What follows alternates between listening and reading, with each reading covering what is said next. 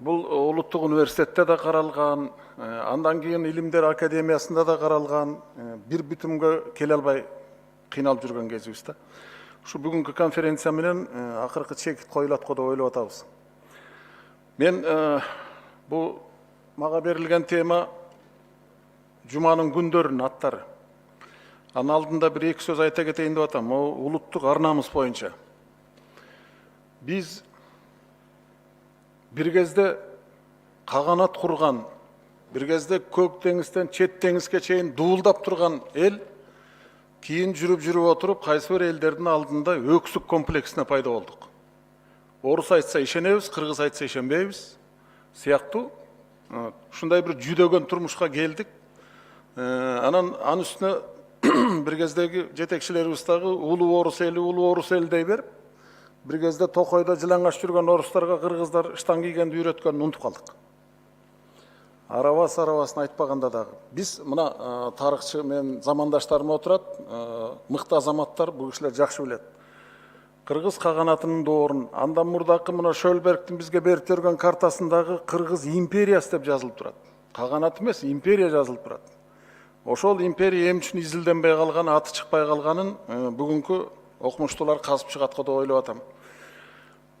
Экинчиден, биз тарыхтын бүктөмүндө унут болуп кеткен өзүбүздүн улуу дөөлөттөрүбүздү кайра ордуна коюп алсак, биз өзүбүзгө сыймык кылып алсак жакшы болот эле. Мына ушу Жусуп баласагын боюнча мен азыр эле Төлөгөн байке менен сүйлөштүм. Өзү жазып атса, ким экенин, жазып аткан тили кимдин тили экенин жазып атса, биз аны унчукпай отурабыз. Уйгурлар болсо, бул уйгур деп китебинин баарын чыгарып, көрүнгөн жерде сүрөттөрүн илип отурушат.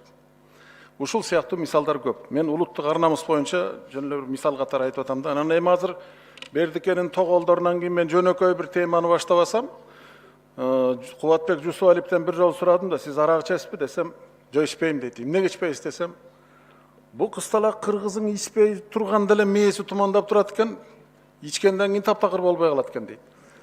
Анысы кандай, азыр эми Бердике байке баарыңардын мээңер тумандатып кетти, мен жөнөкөй эле бир нерсе айтайын.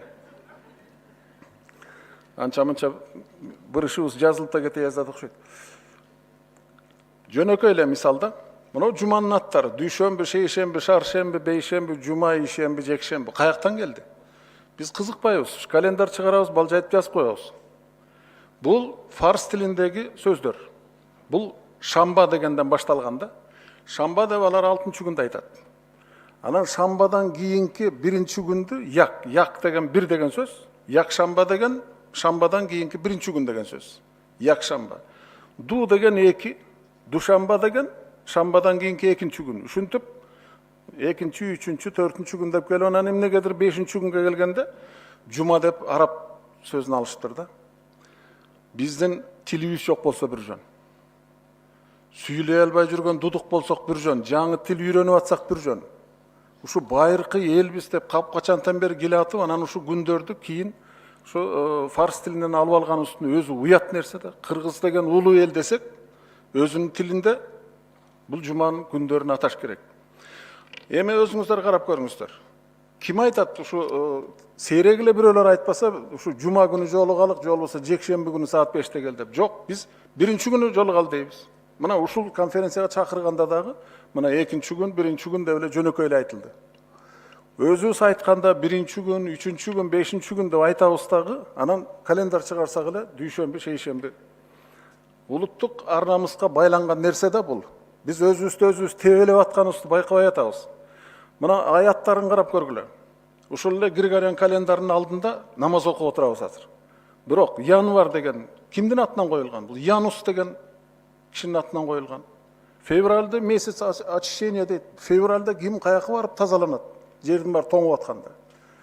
Март, апрель, май, июнь болсо Юния деген баатырдын атынан, июль болсо Юлий Цезарьдын атынан коюлган, август болсо Августос деген королдун атынан коюлган.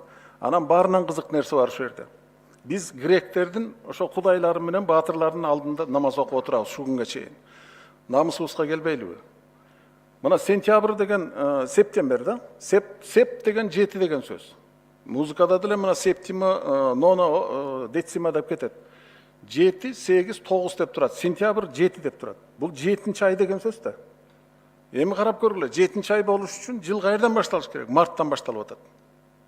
Демек, булардын календарында дагы жартылай гректердин кудайлары менен баатырлары жарымы болсо, биздин илгерки календардан алган 7, 8, 9 ай болуп атат.